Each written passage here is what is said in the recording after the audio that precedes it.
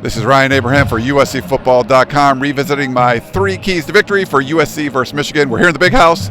The Trojans lost a stunner, 27-24, last-second touchdown by the Wolverines, who ran all over USC and didn't have to throw the ball all that much. But looking back at my 3 keys, USC didn't do a good job on 2 of the 3 of them. You could argue all 3, but on the first key, I wanted to see fewer than 3 offensive penalties on the offensive line for the Trojans. They ended up having 4 false starts.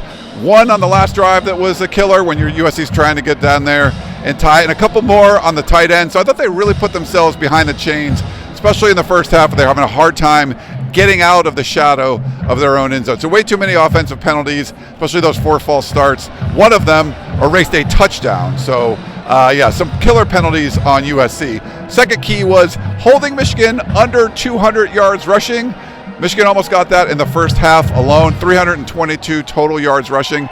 Michigan only threw for 32 yards in this game, so it was a one-dimensional offense like we thought, and they were able to break some big plays. I think the majority of the plays on defense, USC actually won out, but Rick and Riley talked about this after the game. It was more about the explosive plays, and all 3 of the Michigan touchdown drives were explosive runs, and so that was a really killer for USC. And then the third key to victory was I wanted to see the turnover margin within 1, USC -1 or better. It was actually even.